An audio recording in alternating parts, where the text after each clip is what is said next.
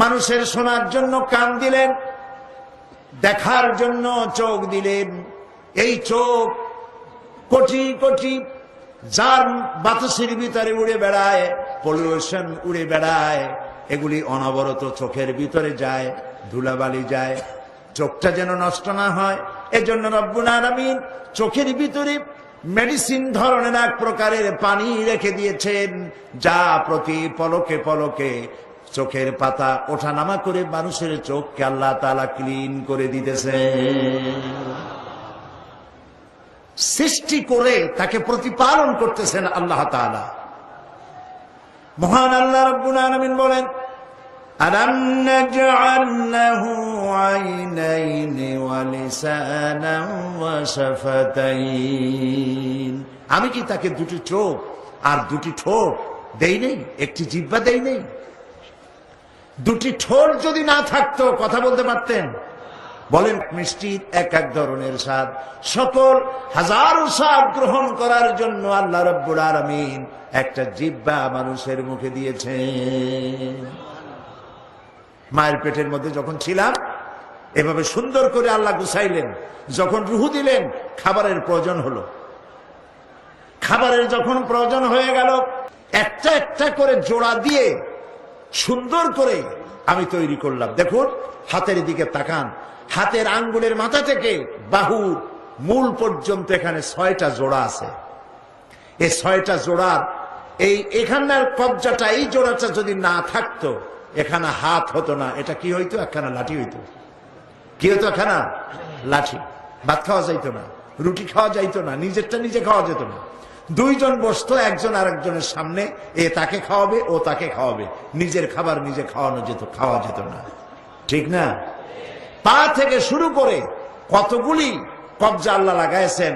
পায়ের গিরায় লাগাইছেন, হাঁটুতে লাগাইছেন, কোমরে লাগাইছেন, গর্দানে লাগাইছেন, বাহুতে, হাতে, এরকম 360টি জোড়া।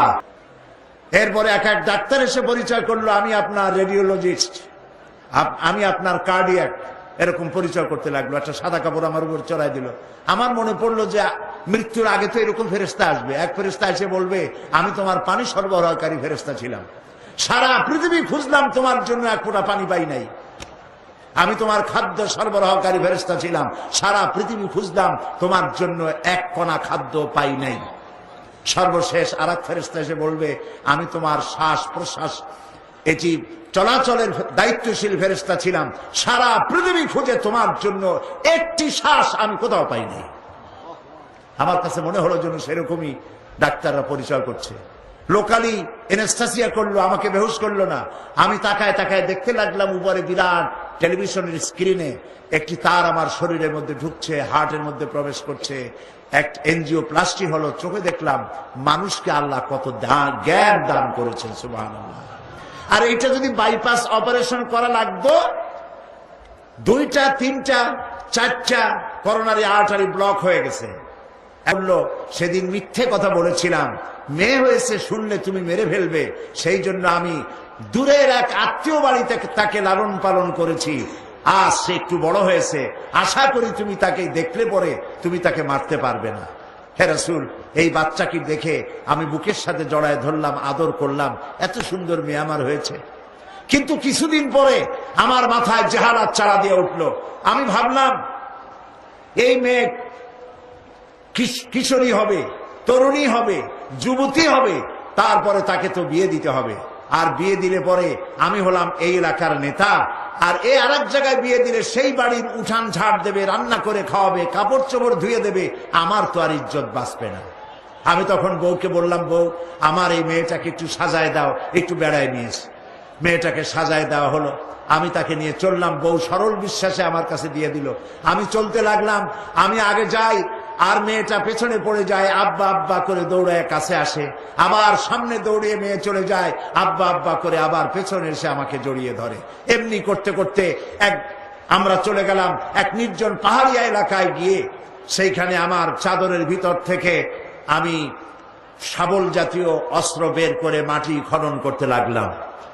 গর্ত খনন করছি, মাটি এসে আমার গায়ে লাগছে, আমি ঘেমে যাচ্ছি, মেয়েটা এসে আমার দাড়ি থেকে ধুলাবালি সরায়, আমার জামা থেকে ধুলাবালি সরায়, আর বলে আব্বা তুমি এত কষ্ট করতেছো কেন? সে জানে না যে আমি তার জন্য কবর খনন করছি। যখন গর্ত খনন করা হয়েছে, এরপরে আমি মেয়েটার হাত পা বাঁধা শুরু করলাম। মেয়েটা বুঝতে পেরেছে যে আমি তাকে মেরে ফেলবো। মেয়ে আমার কেঁদে কেঁদে বলতে শুরু করলো, বাবা আমাকে মেরো না, আমি তোমাকে বাপ বলে তোমাকে সমাজে লজ্জা দিব না, শরম দিব না, আমাকে মেরো না। আমি তার কোনো কথাই শুনলাম না। মেয়েটাকে হাতে পায়ে বেঁধে গর্তের ভিতরে নিক্ষেপ করে দিলাম। মেয়ে চিৎকার করছে। আমি তখন একটা পাথর নিয়ে দুই হাত দিয়া পাথরটা উঁচু করে মেয়েটার বক্ষ লক্ষ্য করে পাথর ছুড়ে দিলাম। মেয়ের বুকটা ফেটে গেল, রক্ত ফিনকি দিয়া উঠলো উপরের দিকে, আর একটি মাত্র আওয়াজ শুনতে পেলাম, আব্বা।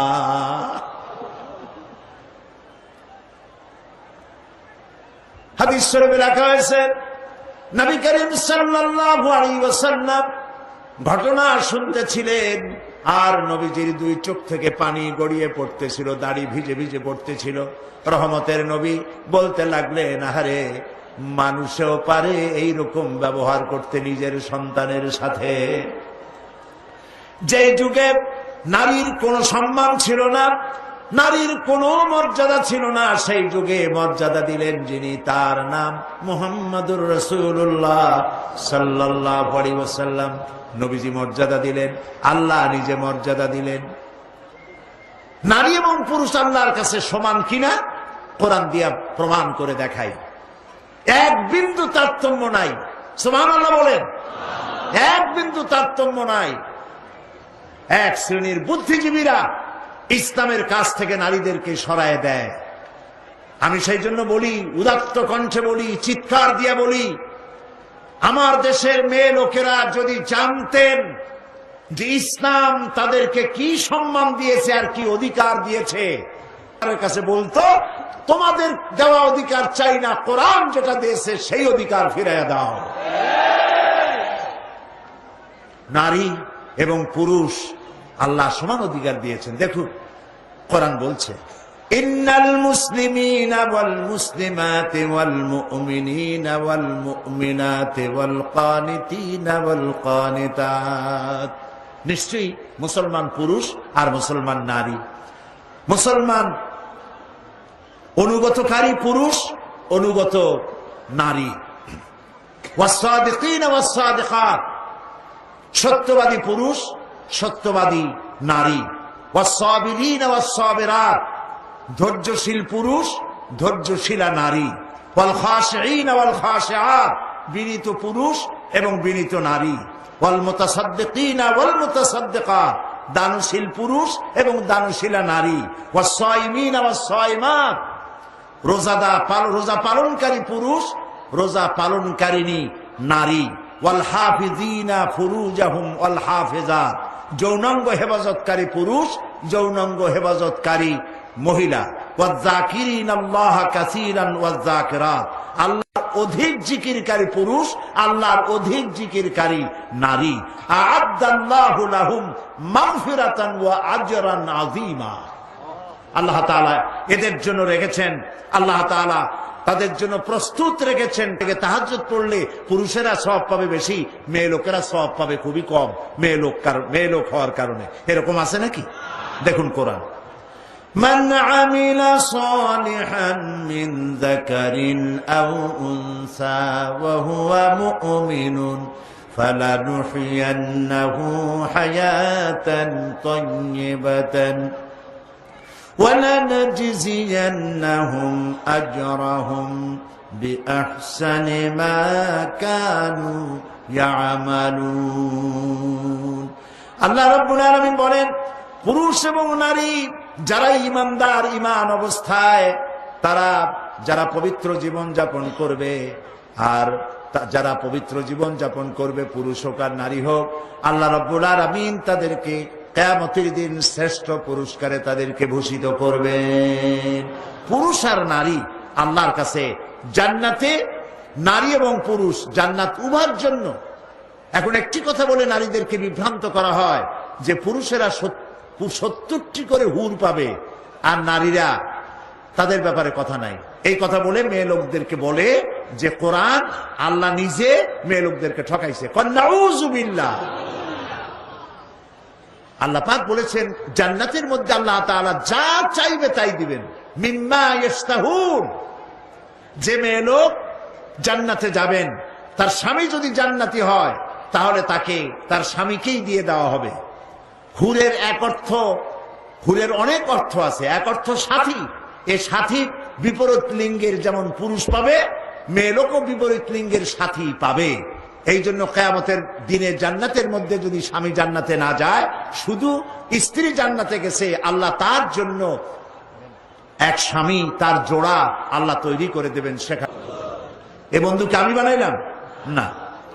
والمؤمنون والمؤمنات بعضهم أولياء بعض يأمرون بالمعروف وينهون عن المنكر। আল্লাহ পাক বলেন মোমেন পুরুষ আর মোমেনা নারী এরা পরস্পরের বন্ধু।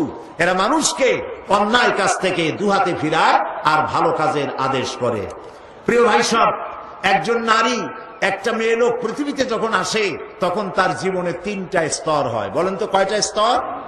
3টা। ভালো করে লক্ষ্য করুন। প্রথমে সে হয় কন্যা, কন্যা হিসাবে সে নারী। এরপরে যৌবন পাওয়ার পর যখন বউ হয়, তখন কন্যা সন্তানের গুরুত্ব আল্লাহ বেশি দিয়েছেন, রাসূলুল্লাহ বেশি দিয়েছেন, কোরআন হাদিস নারীর গুরুত্ব সব থেকে বেশি দিয়েছে। প্রিয় ভাই সব, নবী করিম সাল্লাল্লাহু আলাইহি ওয়াসাল্লাম নিজের কন্যাকে এত ভালোবাসতেন, কোন জায়গায় যাওয়ার সময় সকলের শেষে হযরত ফাতেমা রাদিয়াল্লাহু তাআলা আনহাকে বলে যেতেন, আর কোন দিক থেকে আসলে সকলের আগে হযরত ফাতেমার সঙ্গে তিনি দেখা করতেন, সবার আগে। হাদিস শরীফে এসেছে একবার নবী করিম সাল্লাল্লাহু আলাইহি ওয়াসাল্লাম মুখ মলিন করে বসে আছেন। সাহাবায়ে কেরাম নবী করিম সাল্লাল্লাহু আলাইহি ওয়াসাল্লামের সঙ্গে কথা বলতে সাহস পাচ্ছে না কেউ। কিছুক্ষণ পরে তিনি উঠে গেলেন হযরত আলীর ঘরে। আরো কিছুক্ষণ পরে তিনি ঘর থেকে বেরিয়ে এলেন হাসি খুশি মেজাজ নিয়ে। সাহাবায়ে কেরাম ভরসা পেলেন, বললেন ইয়া রাসূলুল্লাহ, আমরা তো কিছুই বুঝতে পারি নাই, কথা বলতেও সাহস পাই নাই, আপনার চেহারার অবস্থা এরকম ছিল, আমরা ভয় পেয়ে গেছি। আবার হযরত ফাতেমার ঘরের থেকে ফিরে এসে আপনার সুন্দর চেহারা, আবার হাসি খুশি হয়েছে, কারণ কি বুঝলাম না। নবী করিম সাল্লাল্লাহু আলাইহি ওয়াসাল্লাম বলছেন ওদের মধ্যে একটু মনোমালিন্য হচ্ছিল আর আমি খুব কষ্ট পাচ্ছিলাম। ওদের মধ্যে, বুঝতে পেরেছেন, হযরত ফাতেমা এবং আলীর মধ্যে। নবী করিম সাল্লাল্লাহু আলাইহি ওয়াসাল্লাম বলছেন আমি ভিতরে গেলাম, দুজনকে মিটমাট করে দিয়ে আসলাম, এখন তারা হাসি খুশি, আমার তাই খুশি ফিরে আসছে। ফাতেমাকে আমি ভালোবাসি, ফাতেমা আমার কলিজার টুকরা। ফাতেমাকে যে কষ্ট দেয় সে মুহাম্মদ সাল্লাল্লাহু আলাইহি ওয়াসাল্লামকে কষ্ট দেয়। সুবহানাল্লাহ। প্রিয় ভাই সব, আল্লাহ তাআলা কন্যা হিসেবে নারীর এই মর্যাদা দিয়েছেন।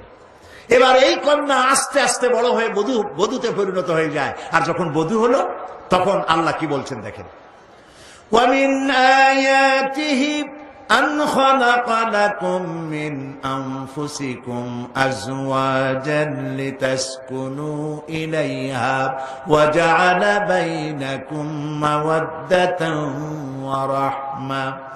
আল্লাহ তাআলা বলেন, আল্লাহর অসংখ্য নিদর্শনের ভিতরেও এটাও নিদর্শন যে তিনি তোমাদের থেকে তোমাদের জোড়া, তোমাদের স্ত্রীদেরকে সৃষ্টি করেছেন এই জন্য, লিতাসকুনু ইলাইহা, যাতে করে তাদের কাছে তোমরা তোমাদের মনের প্রশান্তি খুঁজে পাও, আর তোমাদের উভয়ের মধ্যে আমি ভালোবাসা আর করুণা সহৃদয়তার সৃষ্টি করি।